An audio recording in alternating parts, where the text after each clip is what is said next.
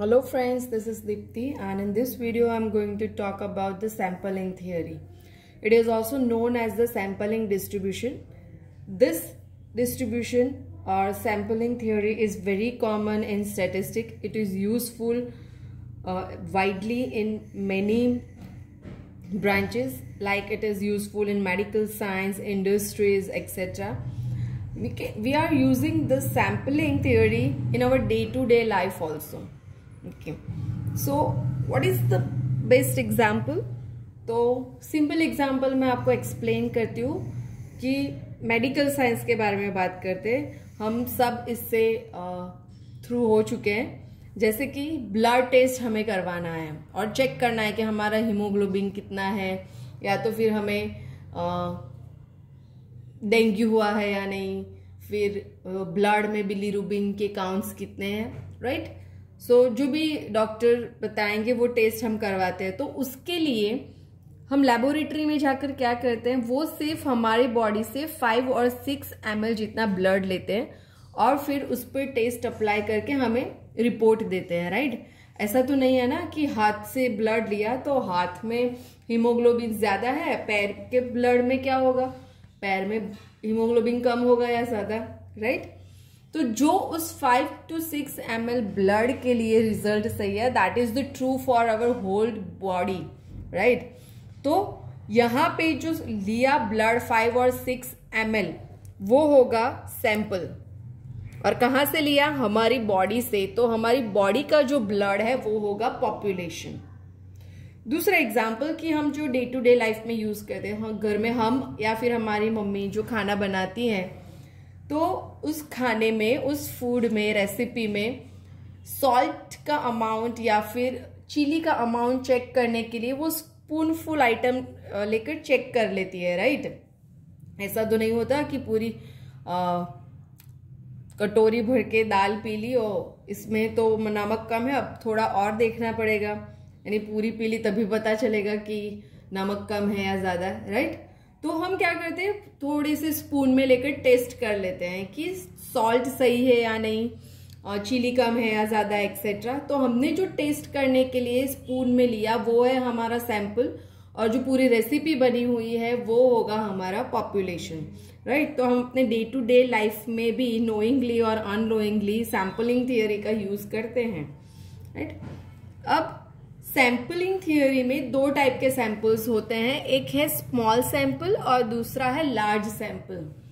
जब आपकी sample size less than और इक्वल टू 30 है तो वो होगा small sample, and large sample के लिए n is strictly greater than 30। इन दोनों की जरूरत इसलिए पड़ती है क्योंकि जो टेस्ट हम आगे करने वाले हैं वो जो लार्ज के लिए सही है, that are not applicable for the small sample. So यहाँ पर 2 पार्ट्स किए हैं। So small sample is a sample whose size is less than or equal to 30, and a large sample is a sample whose size is greater than 30. अब sample के लिए भी हमें mean variance सब लगेगा और पॉपुलेशन के लिए भी मीन वेरिएंस सब की जरूरत पड़ेगी, स्टैंडर्ड डेविएशन की जरूरत पड़ेगी। तो दोनों के सिंबल्स अलग अलग होने चाहिए। अगर एक जैसे ही ले लेंगे तो कंफ्यूजन होगा कि कौन सा मीन किसका है, सैंपल का है या पॉपुलेशन का। तो जो पॉपुलेशन के रिलेटेड हम मीन लेते हैं उसको डिनोट करेंगे म्यू से, स्टैंडर्ड डेविएशन को डिनोट करेंगे सिग्मा से। तो ऑब्वियसली वेरिएंस क्या होगा, सिग्मा स्क्वायर, ओके। तो ये जो mean, standard deviation, variance for population है उसको बोलेंगे पैरामीटर्स, और जो सैंपल के लिए है उसको बोलेंगे स्टैटिस्टिक। तो सैंपल के लिए this is for population and this is for sample. तो सैंपल की मीन है उसको हम डिनोट करेंगे x बार से, और स्टैंडर्ड डेविएशन को डिनोट करेंगे स्मॉल s से। तो ऑब्वियसली वेरिएंस कितना होगा, variance is equal to s square, okay. So this are the parameters and statistics. अब हमें हमारी सैंपलिंग थियोरी में करना क्या है, हमारी सैंपलिंग थियोरी में हमें करना है कि पॉपुलेशन पैरामीटर्स और जो स्टैटिस्टिक है उन दोनों के बीच कोई सिग्निफिकेंट डिफरेंस है या नहीं वो चेक करना है, ओके।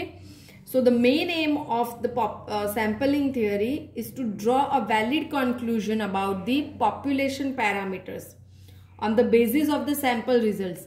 See, हर जगह पे हम पूरे पॉपुलेशन को स्टडी नहीं कर सकते. जैसे कि यदि हमें बात करनी है the income of people of India, so practically it is not possible to have the data for all the people of India. Okay, तो इसके लिए हम कुछ सैंपल्स लेंगे और उसको स्टडी करेंगे और उसके बाद हम बोल सकते हैं कि average income of people of India is this, right. So sampling theory का यूज इसलिए आया कि पूरे पॉपुलेशन को स्टडी करना जब पॉसिबल ना हो तो अब हम उसका सैंपल ले लेते हैं. इंडस्ट्री में क्या होता है, इंडस्ट्री में सपोज कोई इंडस्ट्री है कोल्ड ड्रिंक की, चलिए कोल्ड ड्रिंक की इंडस्ट्री है, राइट. अब उसमें हर रोज थाउजेंड्स ऑफ यूनिट्स बनते होंगे, राइट. सपोज एक दिन में वो 1 लाख यूनिट्स बनाते हैं कोल्ड ड्रिंक्स के, तो it is not possible to test और the quality of this cold drink. Okay, so in that case वो अलग थोड़े से सैंपल्स ले लेंगे 100 या 1000 इतने, और फिर उसको टेस्ट करेंगे और उसके ऊपर से डिसाइड होगा कि आज जो भी लॉट निकला है उसकी क्वालिटी सही है या नहीं, वो मार्केट में जाने के लिए रेडी है या नहीं, right. So this way sampling theory is useful. अब सैंपलिंग थियोरी में हमें क्या करना है, टेस्ट ऑफ सिग्निफिकेंस का यूज करना है. So taste of significance is very important aspect of sampling theory. इसमें हमें क्या डिसाइड करना है कि the deviation between observed sample statistic and the hypothetical parameter value, यानी कि जो पैरामीटर है यानी कि जो पॉपुलेशन के रिलेटेड है और सैंपल के रिलेटेड स्टैटिस्टिक, इन दोनों के बीच में कोई डिफरेंस है या नहीं वो हमें देखना है. सिग्निफिकेंट डिफरेंस है ना. सिग्निफिकेंट डिफरेंस यानी सपोज मैं बात करती हूँ, मेरी सैलरी सपोज 10,000 है और मेरे फ्रेंड की सैलरी 10,200 है, तो क्या कह सकते हैं, there is no significant difference between our salary, it is just 200, right. But अगर मेरी सैलरी 10,000 है, मेरे फ्रेंड की सैलरी 50,000 है, so that is a significant difference, right. So this way the significant word is used. Okay, day to day life में हम दूसरी बात करें कि हमने सपोज कार कोई परचेज की है, कंपनी वालों ने बोला है कि उसकी एवरेज है 22, राइट, बट हमारी एवरेज आ रही है 20, तो जो कंपनी वालों ने बोली है उससे कोई ज्यादा फर्क नहीं है उसमें. So there is no significant difference between the average of the given by company and average that we are getting for our car. Okay, दूसरा है the deviation between two sample statistics is significant और might be attributed due to chance और the fluctuation of the sampling.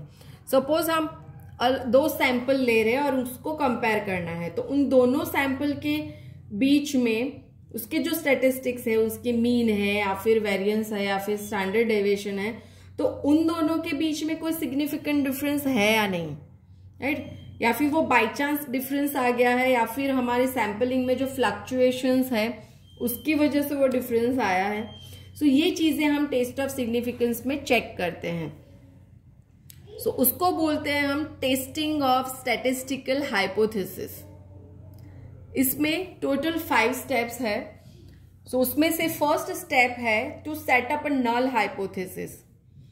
Null hypothesis क्या होता है, it is a definite statement about the population parameter. It is denoted by H0 and it is to be tested for the possible rejection under the assumption that it is true.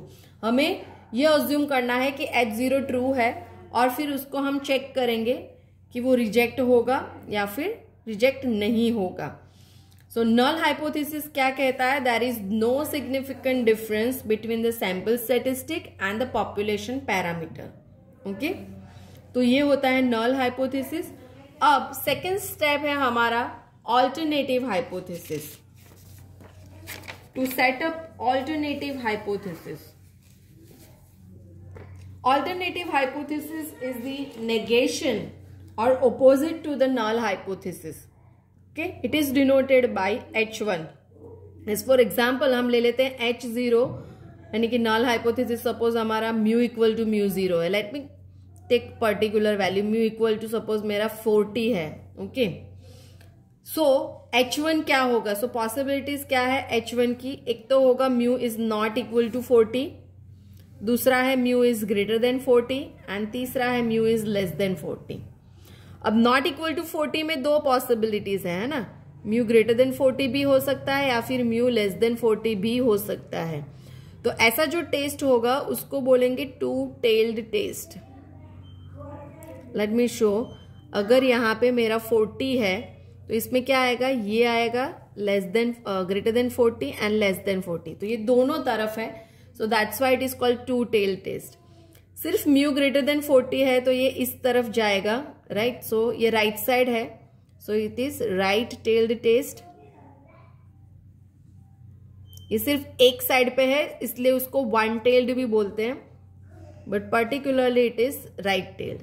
ये भी one tail test है जिसमें mu less than 40, ये सिर्फ left side पे होगा, so it is left tailed test. Okay, हम इसका यूज देखेंगे. Two tail, right tail, left tail, इन सब की क्यों जरूरत है. ओके, तो ऑल्टरनेटिव हाइपोथेसिस हमें ये टू टेल टेस्ट है या राइट लेफ्ट टेल टेस्ट है ये डिसाइड करने में हेल्पफुल होगा. So that's why we are setting up this alternative hypothesis. Okay. अब हमारा थर्ड स्टेप है level of significance. This is the very important step. आपको जब भी कोई कैलकुलेशन करना है तो आपको दे दिया गया होगा level of significance.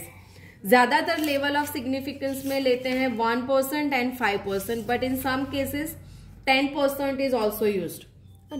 5%, 1% and 10%. Most of the time 5% and 1% are used. See, significance का मतलब है not by chance, है ना. By chance ये नहीं है. Okay, it is with some probability. Okay, so यहाँ पे हमने देखा कि ये जो हम डिस्ट्रीब्यूशन लेंगे वो नॉर्मली डिस्ट्रीब्यूशन को फॉलो करेगा. सो अगेन इसका फ्रीक्वेंसी कब होगा? Bell shaped and it is symmetric about x bar is equal to mu. जब x bar and mu same होगा तो z इज इक्वल टू 0 होगा. अब यहां पे लेवल ऑफ सिग्निफिकेंस का मतलब क्या है? द प्रोबेबिलिटी, यह है लेवल ऑफ सिग्निफिकेंस का मतलब. It is the probability of the value of the variate falling in the critical region is known as the level of significance.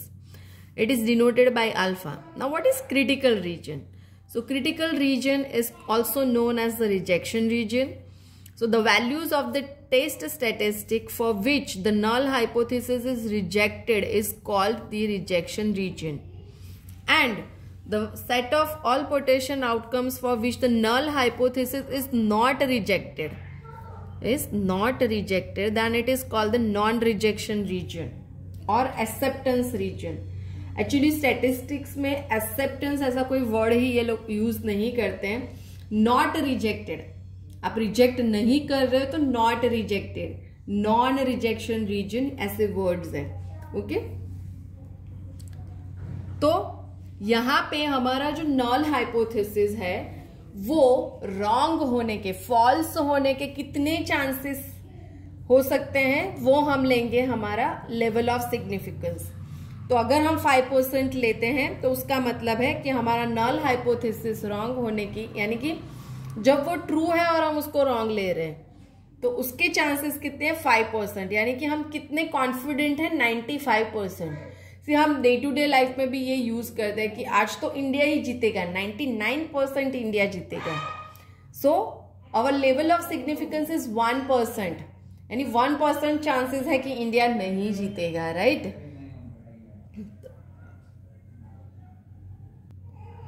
सो एक वर्ड है लेवल ऑफ सिग्निफिकेंस और दूसरा है confidence level. Confidence level यानी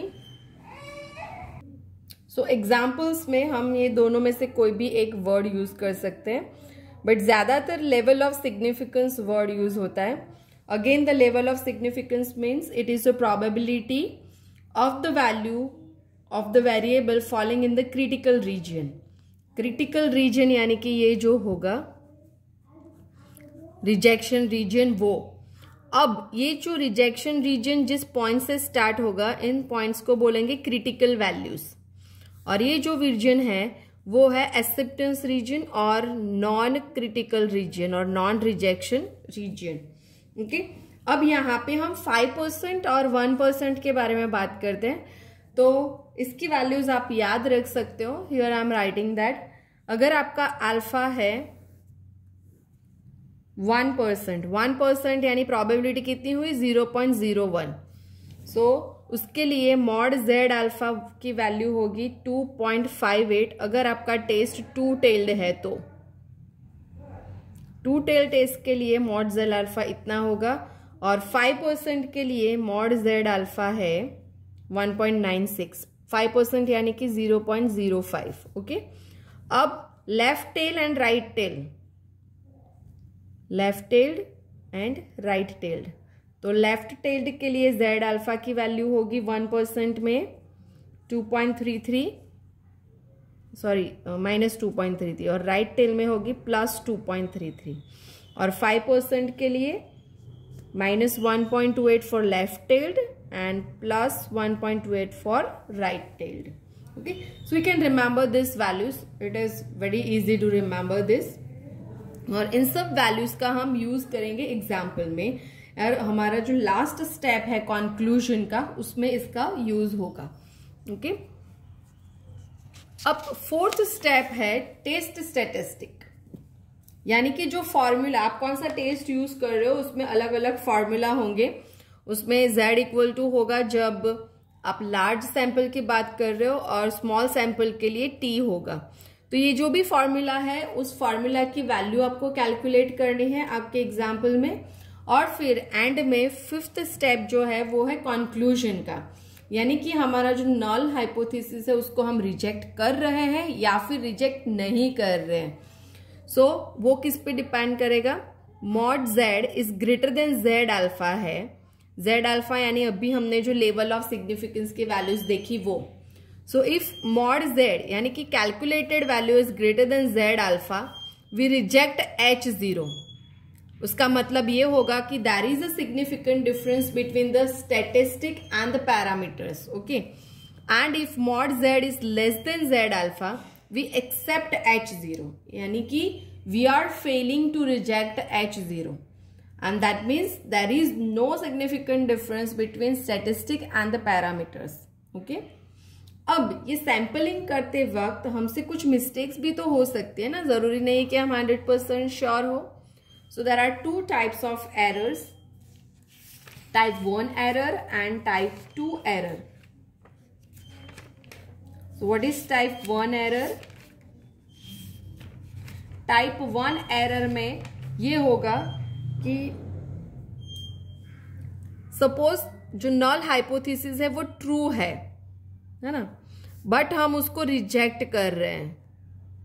it is true but we are rejecting. So that is the type 1 error and it is denoted by alpha, and that is the level of significance that we just talked. Okay, and type 2 error में इससे opposite होगा कि null hypothesis false है but फिर भी हम उसको accept कर रहे हैं. Okay, so that is the type 2 error and it is denoted by beta. Okay, so this was all basics for the hypothesis testing or significance test. In next video we will see how can we do the test of significance for the large samples. So that's it for this video. Thank you. Have a nice day. Don't forget to like the video, share and subscribe the channel. Thank you.